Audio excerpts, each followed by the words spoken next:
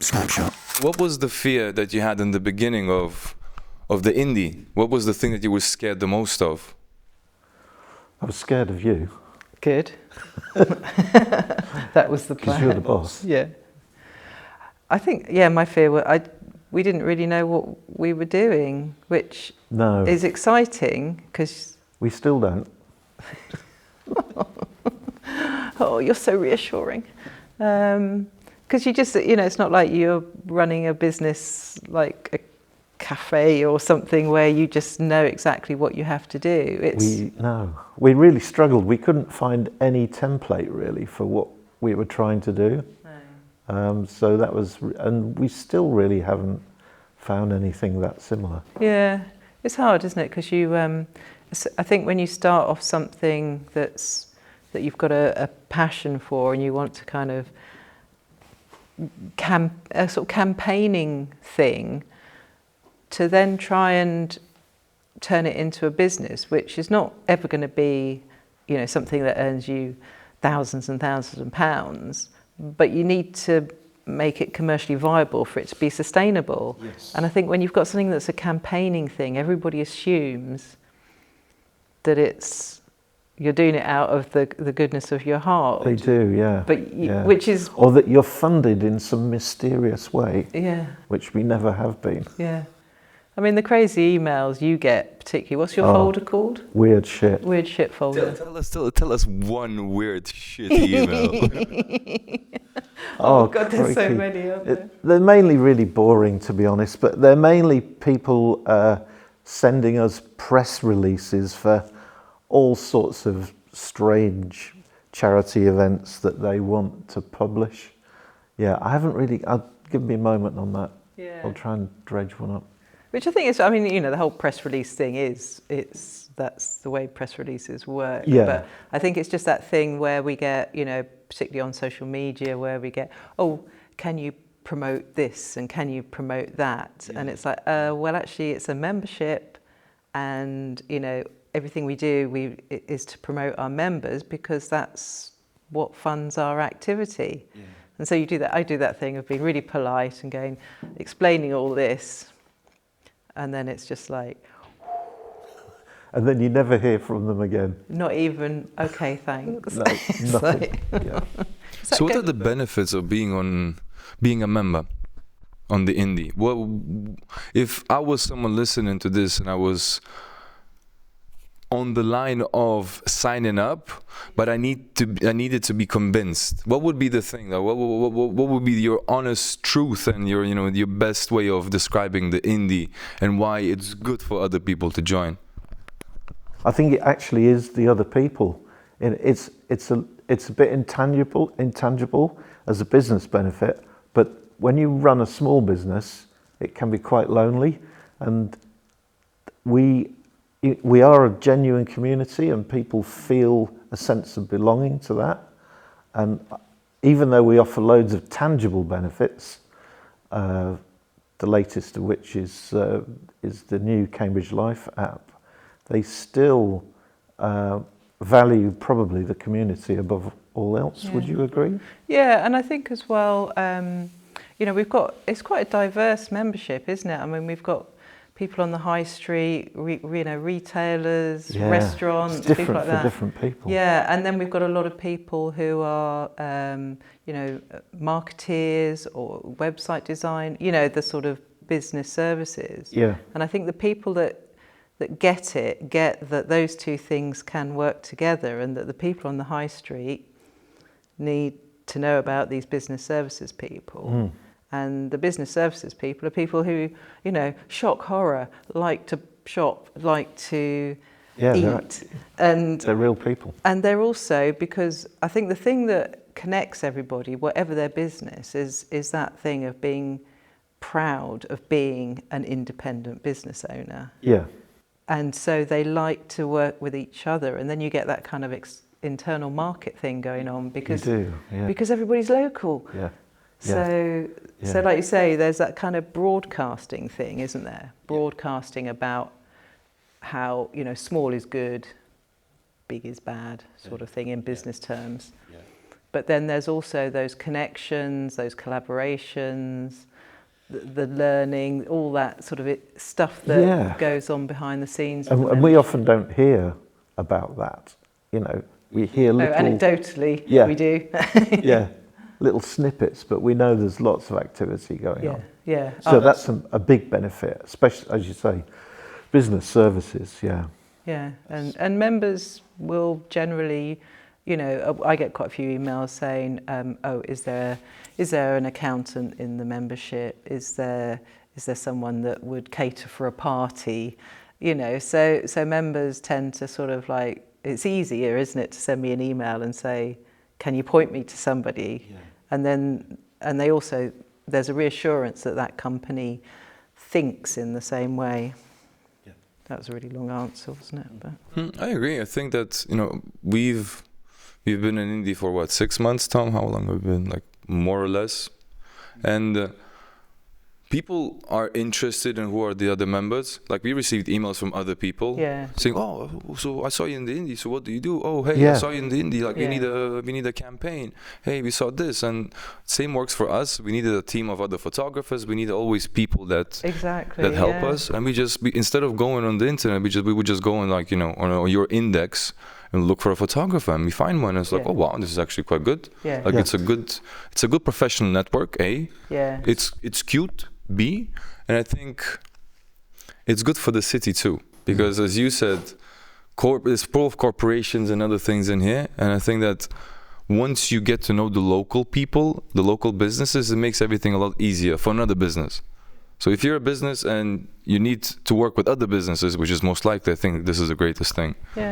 And what are your individual top 3 moments of the Cambridge Indy? It could be a story, it could be a day, it could be a magazine cover. So I'll start with you. What you gonna do? What you gonna say? What are your top 3 things about the Indy? Like since you started. There's the general thing, and it really is genuine, which is when we get together with people, it is a really great experience. It's just a really nice way to get to know people, and I am really interested in other professions and what people do for a living. It's quite fascinating, so that's really good. I don't know, it's tricky. I got to play guitar with Kyle, so we sang a little song, that was fun. What? I can't think. We got completely smashed at the pint shop launch. The pint shop launch was good. We get invites to go to things. We are the worst networkers. Networkers and influencers, aren't we? We're terrible. We're rubbish. But it's quite funny, really, isn't it? The last one we went to, that was hilarious, wasn't it? It was. A certain steakhouse in Cambridge contacted us on Instagram and said, "Oh, you know, we'd love for you to come to our launch of our new menu." And obviously I know that means that there's an unsaid, you know, thing that you're supposed to do. And we went along, but they put us in a tiny dark little corner, which was quite romantic, but we tried to take one photograph. It looked crap. So we gave up. We gave up. Drank the free wine, ate the free food, and left. And then they brought some more free wine. Oh yeah, that's right. Yeah, and that was it really. Oh, that's terrible. Because nobody's going to invite us to anything ever again now, are they? No. Oh, and then I just reposted somebody else's stuff. Yeah. So it's not really good, is it? I think we're not really that's selling the way it is. It's fine. We're not selling it, are we? No, we're not selling it. I think when the magazine arrives from the printers. Oh yeah, that you know, even so we're on number 16, 17 we've printed 16, I think, you know, issues. But even so, there's still that moment where the boxes arrive and you haven't seen it. And the smell of the print hits you. And then you open it and you see all the spelling mistakes. You see a typo. No, there's never any typo. If you're a small business based in Cambridge, You really should join Indie Cambridge. It's a really great community of people just like you. Download the new Cambridge Life app.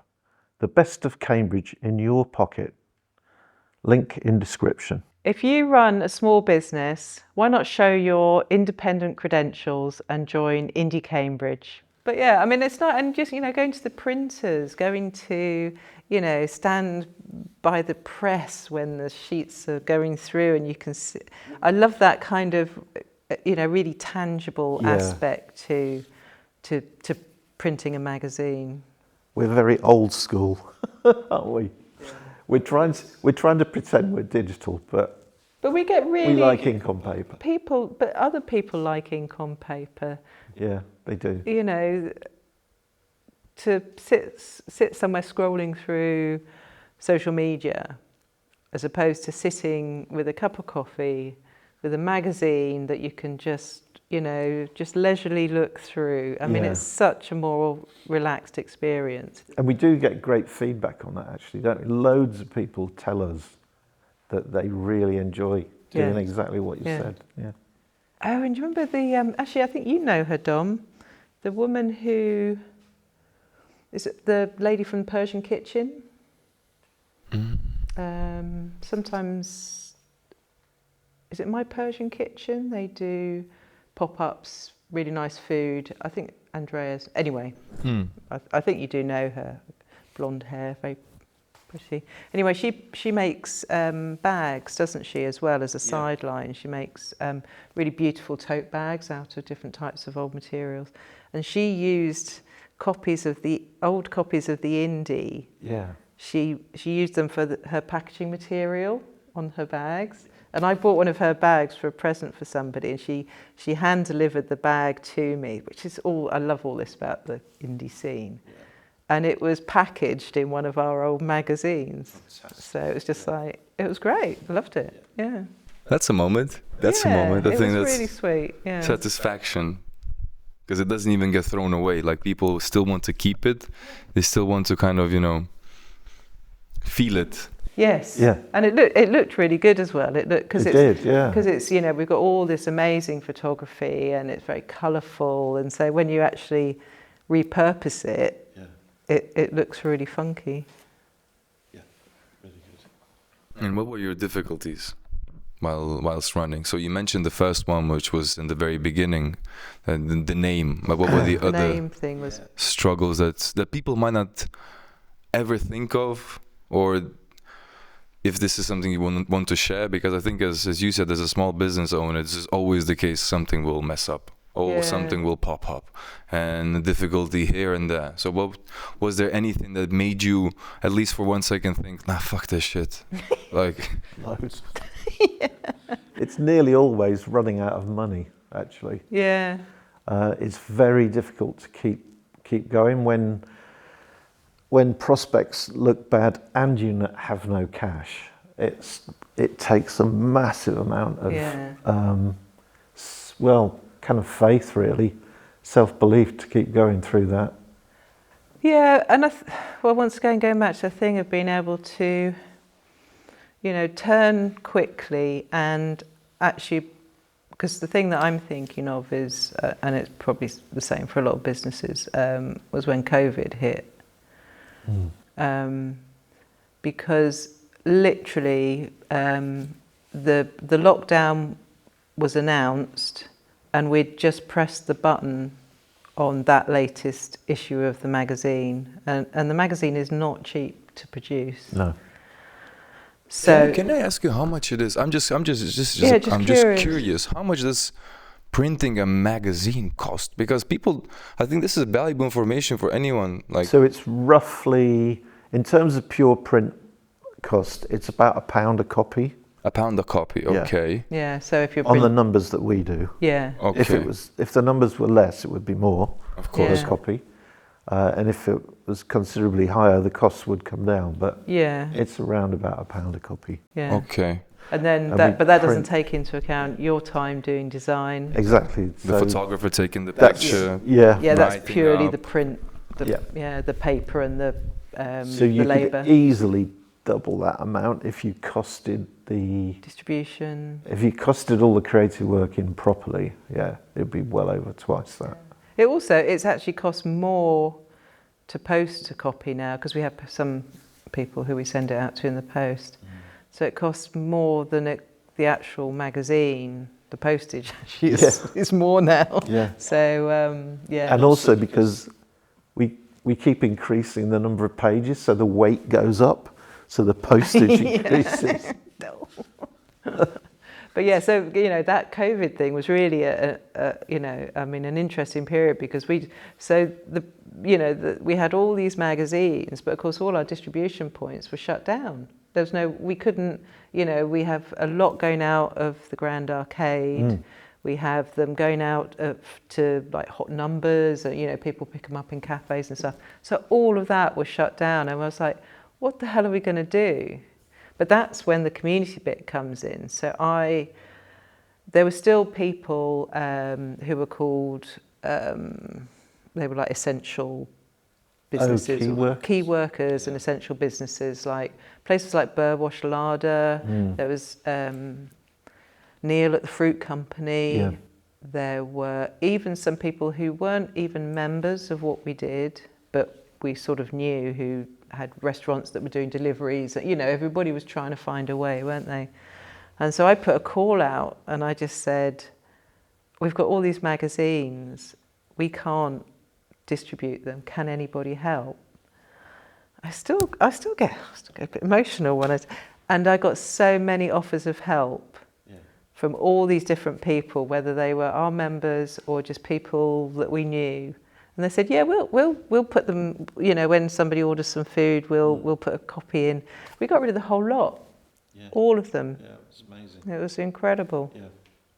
So yeah, it's Once again, that's the beauty of the community, that you can draw on that. and not forgetting that I think we're both personally really bad at asking for help, and I think people generally are quite bad at asking for help, because they forget that people actually like to help and that makes them feel good, and if people can do it, they will. I mean, but yeah. We had a dodgy moment recently as well when we were about to launch the app, and the magazine... This is hence my hair colour, all this. The magazine had gone to press, and we realised that on every single page of the magazine was an ad for the app. And we had cleared it with Apple, so that was okay. It was ready to go. But we had no content on the app at all. We'd kind of overlooked We the laugh. fact. We laugh We now. laugh now. But crikey. So I was on the phone to the printer, literally on a Sunday, saying, how much is it going to cost to bin this edition, and reprint it without all the content which mentions the app?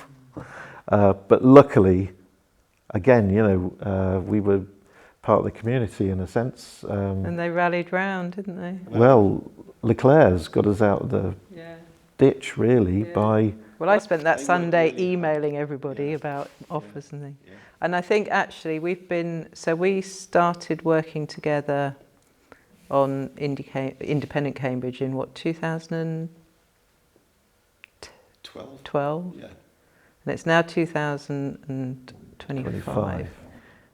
And that day, that Friday, recently, with all the app stuff going on, was the first day we had a real fallout, wasn't it? A personal That's meltdown. True. Yeah. So that's pretty good going, isn't it? In all that time. Yeah. Not bad. If this was the first one, you're good. First proper Should be. meltdown, yeah. But we got over it. Well, yeah, because we got married, didn't we, in all this? Yeah, we did. Yeah, 2 years ago. Next month, yeah. Isn't it 3? No.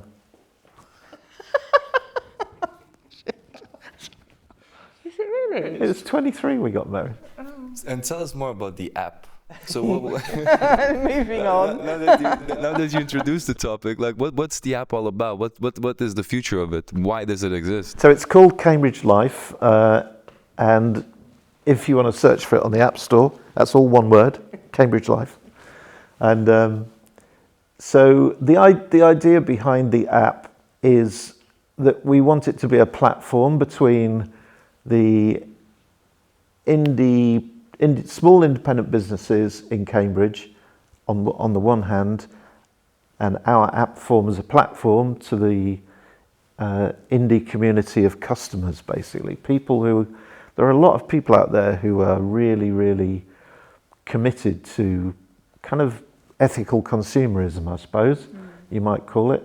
People who care where they buy things from, and they don't really want to buy everything from big businesses, huge corporates, and so they make a real effort to be customers of small businesses.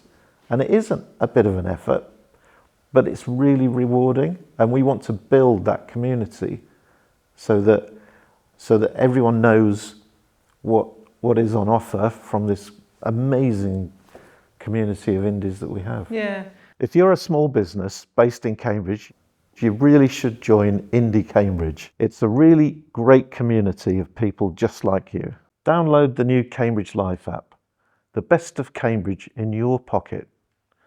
Link in description. If you run a small business, why not show your independent credentials and join Indie Cambridge? I think as well, I mean, if we had loads of money and we'd print thousands and thousands and thousands of copies of the Indie and deliver them to every single house and business in the area. Wouldn't that be wonderful? But we haven't got that sort of money. So obviously with using the technology that we can now, because we did look at an app years ago, didn't we? And they were wanting to charge us like £60,000 for an app. Yeah, An app, for real. 60,000. But this was when they that were was when we first started. So to find something now that is affordable, that we can then reach more people more regularly, and also because calling it Cambridge Life was once again a last minute swerve, wasn't it? Because it was called Indie Life, and then we swerved to call it Cambridge Life, so we could actually start putting bits of information about Cambridge, bits of news, updates of things going on. So it kind of shows that the indie community is part of the wider Cambridge community, and it's a really important part of it. Yeah. And so the app has allowed us to link those two things together, really. Yeah, and it's very early days.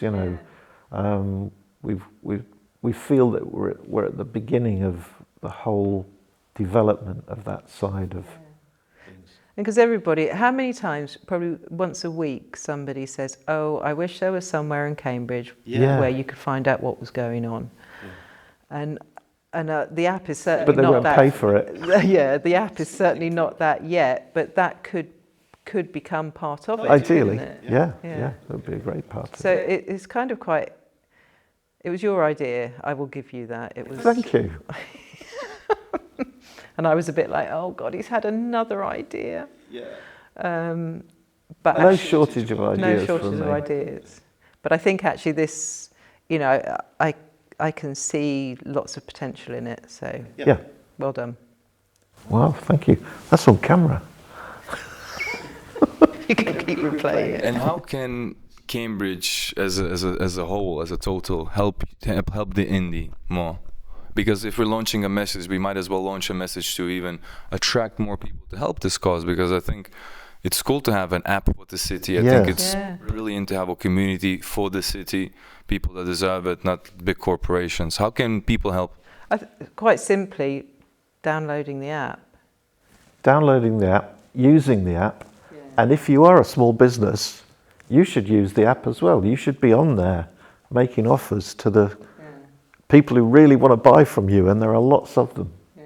I mean, obviously for us, the more people who download it, that gives us quite a good story then to talk to businesses who thinking, oh, I've been thinking of joining Indie Cambridge, but I don't want to go to any of the events that they do, and I don't know quite what I'm getting. What's in it for me? But if we can say, look, this thing can put your business in front of thousands of customers, potential indie-loving customers. Yeah. So we need the downloads to then to be able to say that, don't we? We do, yeah. And we can help you with that because we're gonna launch all of new merch, a line of merch and everything. We're gonna put it in different shops. So we already had discussions with pretty much all the high street shops that sell for tourists. And what we could do is we also started doing 5 best things in Cambridge, 5 coolest things, 5 cutest things, and we're gonna probably do like leaflets or whatever that's gonna be. Okay. And you can put your QR code of the Yeah. app, so people can, so Thanks. tourists Yeah, we'll do can that. start downloading Yeah. downloading Yeah. it. Because if you need numbers, Actually, you also need to work on that. The reason we did that last minute swerve from Indie Life to Cambridge Life as the name of the app was because someone pointed out that not everyone really understands the indie The concept, term indie. whereas Yeah. Cambridge is such a massive brand, Yeah. and it just makes a lot more sense. Yeah. It broadens the reach. Yeah, because we've always said before that we were very much about, the thing we weren't about was the visitor market. It's very much about the residents and the communities. Yeah. But actually this means that the people coming to Cambridge for a day or whatever, if they download it, they can then find the independence. So it's, Exactly. you know. And also, if they download it, that's why they come to Cambridge, to kind of like get the inside track on what Cambridge is really all about. Yeah, So, Yeah. and that's where it is. yeah. Yeah, because there was one of the questions said something like, sum up Cambridge in 3 words, Yeah, didn't it? And we were It thinking did. about that. yeah. Rock and roll. So sum up Cambridge in 3 words. Independent. No. You came up with 3 great Yeah, words. so I think, when I think of Cambridge, I think global, local, and unequal. Those are my 3 words. Oh. Can you say those to the camera? That's your camera. Can you say those to the Okay, camera? so 3 words to sum up Cambridge: global, local, and unequal. And now sum up indie Cambridge in 3 words.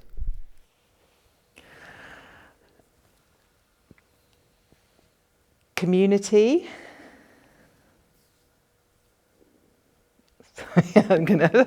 You got me on this one. Yes. So, because the other thing, it's what we've always said before. It's real life, and it's real people, and it's real places, Yeah. which I know Yeah, is 6 words. 6 That's- words. They could be all in one word. Real people could spell Yeah. as one word. So real people. What was it? Real life, real people, It's real people, real places, real life. Sorry, I'm going to have 6. Ooh, that's a new slogan. Look at that. That's a new slogan cooked right here in the studio. Love it. And Stay on brand. is there anything else you'd like to say to anyone listening to this? Because people will listen to this. I think that especially indies that believe in it, they will listen throughout the whole podcast and so the whole episode. Is there anything else you'd like to say as a bonus for people that stayed to listen? Yeah, I think if anybody's stayed to listen to all this, I think the thing is, you know, we have to remember that particularly nowadays, we can affect change ourselves, and I think the best way to do that is to live your life more locally, you know, because you can't affect stuff happening in other parts of the world, but you can actually make a difference locally, whether, you know, getting involved in things, you know, politically, community-wise, and the small businesses are part of that, and just make a decision. You know, I'm not saying people have to go out and do all their shopping with independence. I get it. I mean, we don't, you know, we some people do, but, you know, just think, okay, if I'm going to buy a cup of coffee and a bit of cake, if I buy it from a local business instead of Costa's or whatever, that it's a nicer experience for a start. It's probably better coffee, better cake. Much better coffee. And the money that stays in the local economy and benefits the local, you know, environment, the people, the school, whatever it is massive. Yeah. You know, it feels like, so that's what, so £5 a week, if you just choose at one point to spend £5 a week or £6 a week in a local independent, you are doing something. Simple. Well, I guess if you are a small business, don't be shy about coming and talking to us, because we've got a lot to offer. And we've got over 100 members who believe in what we do, and it'd be great if you could be part of it too. Some of those members we've had since day one. Yeah, so some members have been with us. Give them a shout out. Who are the members that you had since day one? Okay. Putting us on the spot. Okay, so Cuckoo Clothing. Yeah. Where's the book? Where's the book? Wait for it. Wait for it. There'll be loads in here, I'm sure. If you're a small business based in Cambridge, you really should join Indie Cambridge. It's a really great community of people just like you. Download the new Cambridge Life app. The best of Cambridge in your pocket. Link in description. If you run a small business, why not show your independent credentials and join Indie Cambridge? Yeah, so here's one of our very first members, Sarah Decent, who is the owner of Modus Shoes in Green Street. So that was one. She's a member now. It's kind of like a historical document, really. Things like the toy shop isn't there anymore. Yippie's still there. He's still there, isn't Julian? Julian, yeah. Where else we got? La Raza, that's still there. Don Pasquale's is gone, but they once again they were people that helped us so much at the beginning, weren't they? So here's Cuckoo. So Michelle and Kate, who own Cuckoo, this was when they were in St Mary's Passage. They're now out at Burwash. But yeah, some really loyal. Oh, we used to get people to do some silly things when we took photographs of them. You've got Jane with her fake moustache. G. David's. I mean, the Cambridge Institution, that one. Primavera. Oh, Nomads. Oh, okay. Oh, yeah. Finn's been a massive supporter for us. He has, yeah. We have a funny story about Finn. Fitzbilly's obviously still there. They're expanding. Fitzbilly's is like... Yeah. Another place in Cambridge. Fitzbilly's is like, wow, growing as hell. I love that. They're on the high streets now, which is great. Yeah. They've got 3. John, look at him. Yo, John, how's it going? You know that? Your evil landlord. He's in there. Yeah. You know that's called John's shed. Oh, is it? Because John never gave me his shed to do a podcast space. Right. So when we got this, I named that John's shed just purely because he didn't give me his shed. I'll have to tell him that. Does he know? You know, he came here once. Cool. And I was like, John, you're standing in front of John's shed. Brilliant. This is the original owner of the Urban Larder. Yep. Sorry. So this is the original? So this was Polly, who owned the Urban Larder. Okay. And then she sold it to Duncan, who owns Urban Larder. It's still called Urban Larder, isn't it? Yeah. Oh, the one on the road? Yeah. Okay. But it was very different back owner. then. Yeah. Okay. Sea Tree, which is now Burned down? Burren, isn't it? Oh, yeah. Because that place burned down, didn't it? Yeah, had a fire, yeah. Limoncello's still there. Hugh's just over the road from you, isn't he now? He's He's there, he's still there. Used to be that violin maker. He's still on the road, I guess. Yeah, so I mean, it's Cutlax is no more there, but yeah, I mean, Bacchanalia. They've been a. God, look at Paul there. He's so young. Yeah. So yeah, it's interesting. So the Indie is not only a community, but it's also a testament to the city, which is like, you know, when you read this book. It's a historical record of the high street, isn't it? Really. Yeah, it is. We've got, how many photographs have we got in our archive? I'll have to check it again. it'll be getting on towards 20,000 now. Yeah. And they're all different, I guess, no? What, all the photographs? I mean, they're all different people, different businesses. Yeah. Yeah. So Yeah, eventually you could even do a little book. You could do like a special edition of what happened, of how they were of then and now. Yeah. Yeah. But then, In fact, yeah. Julian did a really lovely book. Didn't Yeah, he, for one us. of our Just photographers. yeah, just a one-off digital thing. But also, in Cambridge, there's a sort of history project,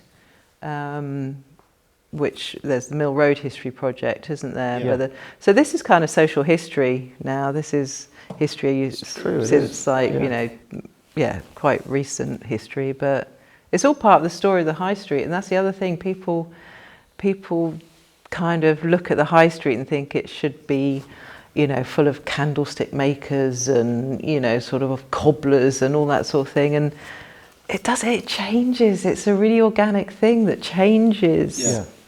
Now it's a social place more than a shopping place. And it will change again in the future. And Well, the internet has basically revolutionised it. You used to be able to rent a VHS video on Mill Road from several places.